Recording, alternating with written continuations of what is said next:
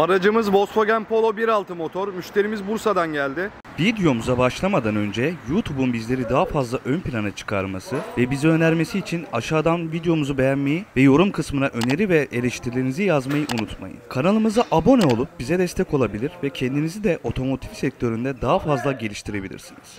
O halde videomuz başlasın.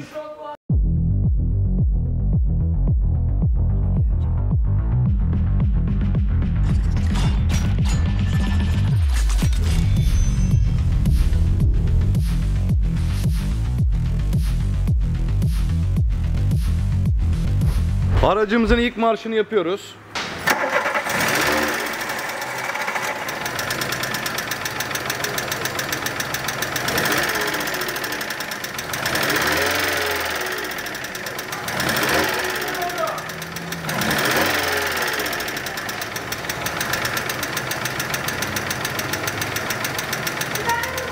İşlemlere başlamadan önce oluşabilecek tehlikeli ve hasar durumlara karşı aracı koruma altına alıyoruz.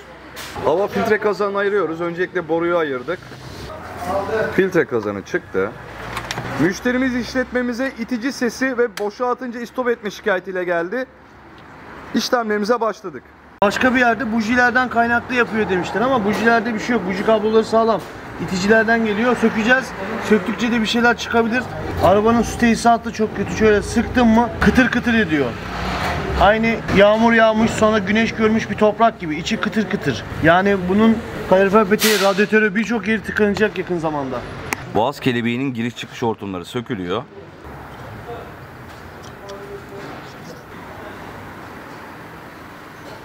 Boğaz kelebeğine bağlı hava hortumunu çıkardık.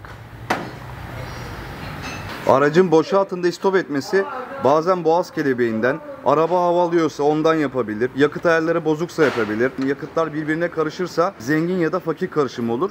Bu da aracı istop ettirir. Süboplar yanıksa ondan olabilir. Bunun için de kompresyon testi de yapacağız. Birlikte göreceğiz. Birçok sebebi var. Bujilerden olabilir. Tabi az önce baktık bir şey gözükmüyordu ama açtığımızda daha net belli olacak. Bujilerden de olma ihtimali var yani. Emme manifoldunun sabitleme cıvatalarını altı alyanla söküyoruz. Emme manifoldunu çıkartıyoruz.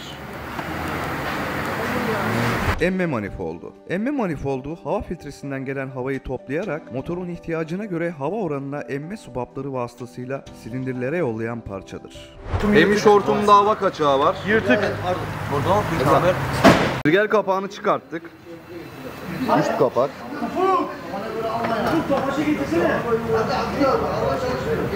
Külbütör kapağını sabitleme cıvatalarını söküyoruz. Cıvataları 10 lokma ile söktük. Son bir tane kaldı. Su hortumunu gösterelim usta. Su hortumunda kaçak var. Bir yerden bir sızıntı var. Patlak olabilir, yırtık olabilir. Tam göremiyorum buradan. Pas var da. Ama kaçak var gibi duruyor. Eski de olabilir şu. Yok bakayım oğlum bir şey. Eski de olabilir. Bak bu arka şansı hepsi bozuk. Orijinal kelepçeleri zaten. Ya buna baksana kıtır kıtır ediyor şunlar. Bunun su tesisatına bir girdin mi bir dünya masraf. Kanka bunu şu anda müşteri bu ses gitsin garanti muhabbetine bakacağız. Bunlara girmiyoruz. O kadar durum yok. Özel kalem direkt devam edelim.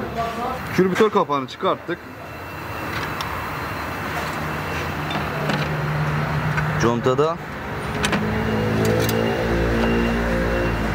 külbütör kapak contasında yağ kaçağı var. Contanın değişmesi gerekiyor. Zaten değişiyor. Açıldığı için mecbur değişiyor.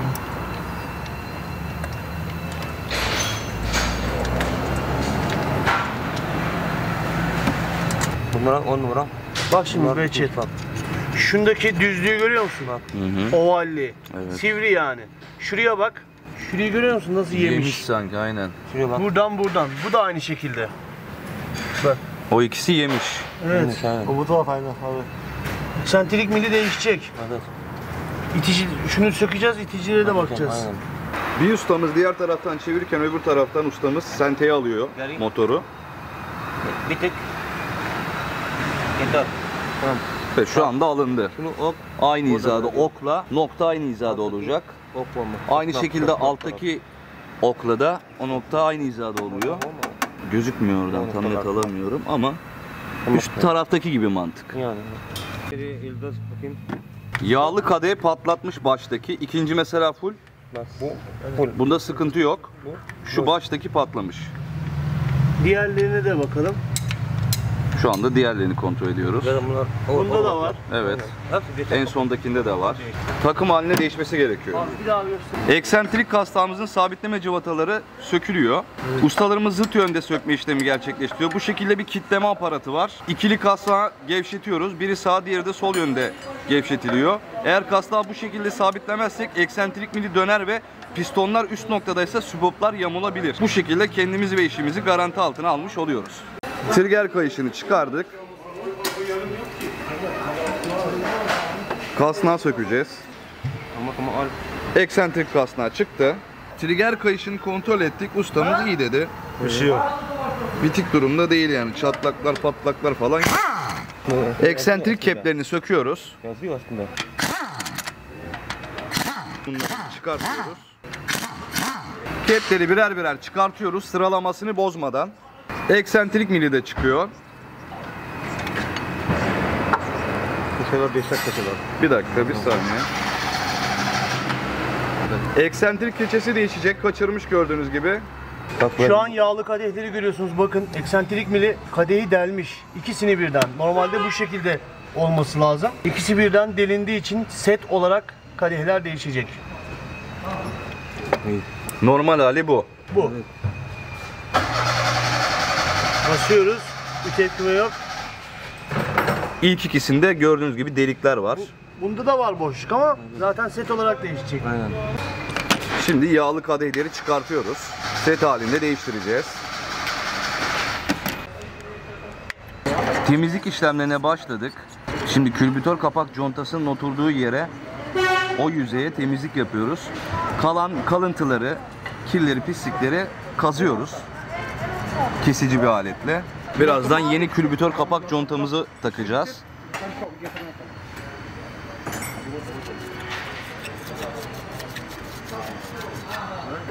Balata sprey ile yıkıyoruz.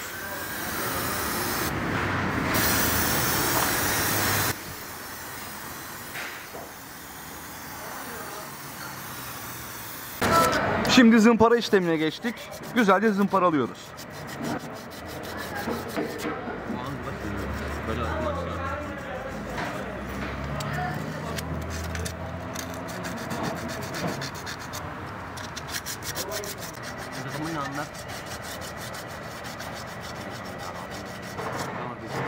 Bakın şu az önce bahsettiğim emik hortumu dedim ya. Hem bu hortum yanmış.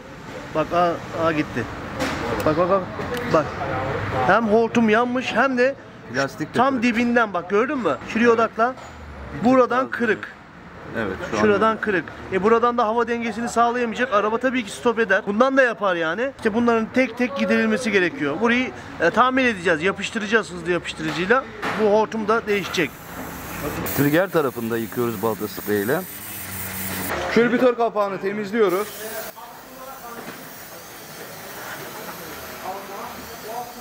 Balata sprey ile yıkıyoruz öncelikle.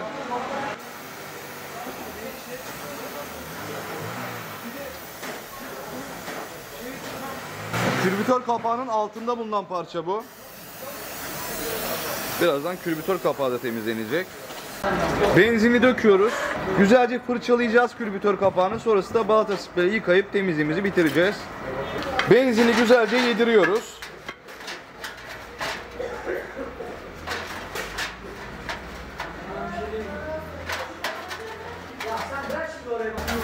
Dış kısmına geçtik.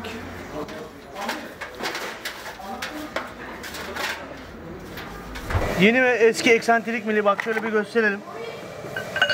Şurayı görüyor musun? Şuraya bak, şuraya bak. Bak, kırmış burayı. Bu sivri. Aynı şekil bu da bak. Yine buradan yemiş bu sivri. Evet. Şuna bakalım. Bu iyi. Şuraya bakalım.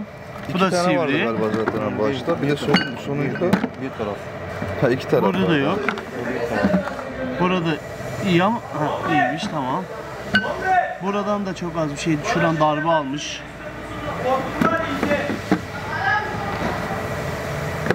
Yani sıkıntı bu. Bunlar da yeni kadehler. Bu da yeni eksantrik keçe. Şunu bir açar mısın?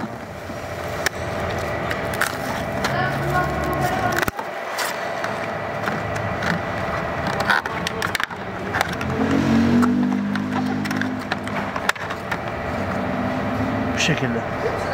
Yeni İçi keçe. basmıyor. Yeni keçe. Eksentrik keçesi. Eskisini göstermiştik zaten. Aynen. Orijinal. Tamam. Eski ve yeni külbütör kapak conta. Eskisi yenisi. Yeni kadehleri takıyoruz. Bizim böyle var. Şunu bir boyatayım. Tamam. Külbütör kapağını temizledikten sonra şimdi boyuyoruz.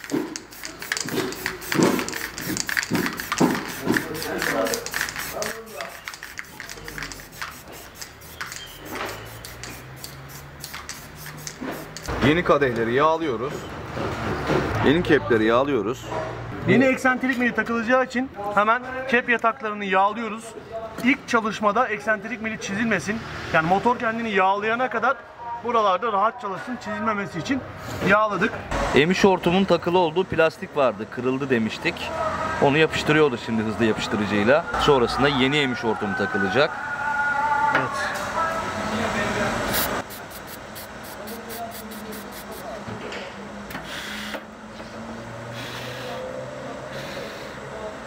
Yapıştı. 10 numara oldu. Yeni eksentrik milini oturttuk. Eksentrik keplerini takacağız. Takmadan önce yine mili yağlıyoruz.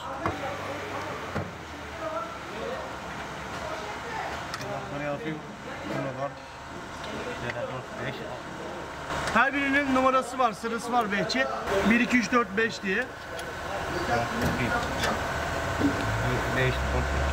Evet. 5, 4, 3, 2, 1.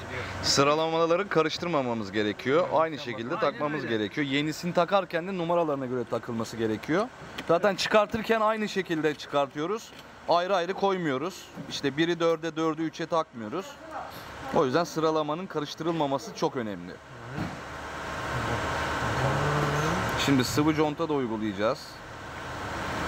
Keçinin olduğu yerden kaçırabileceği için sadece bu noktaya sıvı conta desteği sağlıyoruz. Daha sonra kep oturacak. Şöyle oturduğunda şu noktalarından kaçırmaması için böyle oturtuyorsun. Geliyor, kapatıyor. Eksentrik keplerini, sabitleme cıvatalarını 13 lokmayla sıkıyoruz. Birazdan yeni eksentrik keçesini de takacağız. Yeni eksentrik keçesini takıyoruz. Külbütör kapağını takmadan önce korumayı da taktık. Külbütör kapağının hemen altında bulunuyor. Eksentrik kasnağını taktık. Bir de artık Eksentrik kasnağını ikili aparatla tıpkı söktüğümüz gibi sıkıyoruz. Trigger kayışını takıyoruz. Kayış sağlamdı. Külbütör kapağını kapatıyoruz. Manifolda bağlanacak olan hava hortumu çatlak. Gördüğünüz gibi ustamız biraz şöyle kırdı daha net görebilmeniz için. Zaten çatlak. Onun değişmesi lazım. Külbütör kapağını sabitleme cıvatalarını 10 lokmayla sıkıyoruz.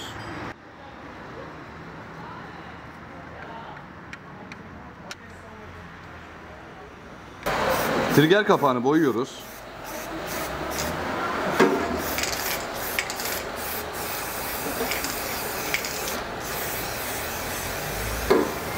Tertemiz oldu maşallah. Emme manifoldunu takıyoruz.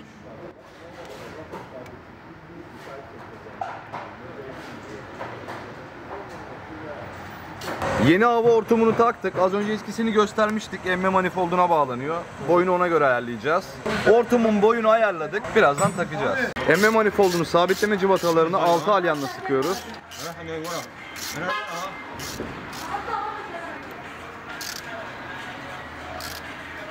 Hortumu bağladık. Kelepçe de yeni.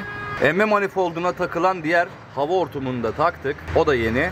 Diğer hortumları da takıyoruz. Giriş çıkış su hortumlarını takıyoruz. Gaz telini takıyoruz.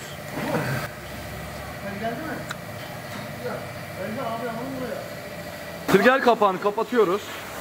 İşlemlerde sona yaklaşıyoruz artık. Hava filtre kazanını oturtuyoruz. Araca bir marş yaptık ama benzin hortumu benzin kaçırıyor alt taraftaki. Onu değiştirmemiz gerekiyor. Patlaklık var delinmiş bir yerden. Gördüğünüz gibi bu benzin hortumu değişecek. Eski hortumu çıkardık. Gördüğünüz gibi çatlaklar var. Yırtık da var. Muhtemelen buradan kaçırdı şu bölgede. Yeni hortumu takıyoruz. Kelepçe de yeni. 2 adet yeni kelepçemiz var. Hortumu değiştirmek için hava filtre kazanını tekrardan çıkardık. 2 adet yeni kelepçesiyle birlikte yeni hortumu taktık. Şimdi hava filtre kazanını tekrardan takacağız. Sonrasında işlemlerimiz artık sona erecek. Herhangi bir kaçak çıkmazsa, benzin hortumlarında, hava hortumlarında herhangi bir kaçak vermezse marş yapıp deneyeceğiz aracı. Daha kontrol. Evet, kontrolümüz devam ediyor. Bir kontrollerimiz yapılacak. Aynen. Son işlemler artık.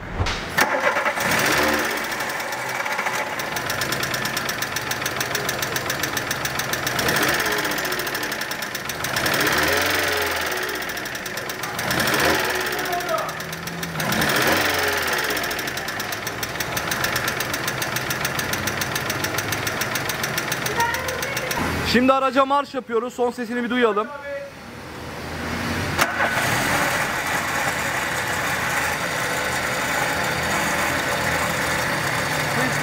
Bu ses ne? Şanzıman. Debriyaja basınca kesiyor mu? Şu anda bir ses var.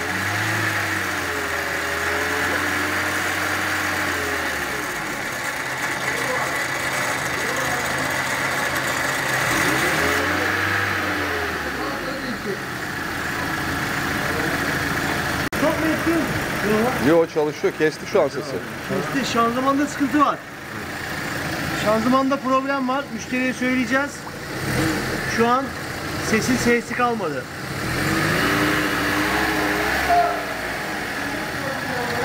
Boğaz kelebeği de temizlendi. Şu anki ses bu şekilde. Hani bahsetmiştim ya, araba hava alırsa sıkıntı olur vesaireydi. Bakın şu hortum bu şekilde geliyor. Şurada Westinhouse'a giriyor. Burada da bunun şöyle emiş giriş çıkış yeri var. Vakum yeri yani burası. Bak. Kaçak var burada. Yani burası açık böyle duruyor. Duyuyor musun hiç? Bak. Yarım kapatıyorum, ses yapıyor zaten. Burası böyle açık olduğu zaman tabii ki yine dengesizlik yapacak. Biz burayı da tamir edeceğiz şimdi. Kapamak için bir şey var. Tamam. O kırıktı, biz bunun yerine hortum yaptık. Kırık olan yeri Ucuna- hortumla kapattınız. Ucunu civatayla kapadık, hortum taktık buraya Tamam. ve buradan şu an hiçbir şekilde hava almıyor. Elinize sağlık. Aracımızın işlemleri sona erdi. Aracı müşterimize teslim ediyoruz. Müşterimize bizi tercih ettiği için teşekkür ederiz. Herkese hayırlı günler. Değerli vaktinizi ayırıp bizleri izlediğiniz için çok teşekkür ederiz arkadaşlar. Videomuzu beğendiyseniz alt taraftan like tuşuna basmayı unutmayın. Yorum yaparak da görüşlerinizi ve önerilerinizi bizlerle paylaşabilirsiniz. Kendinize çok iyi bakın. Allah'a emanet olun.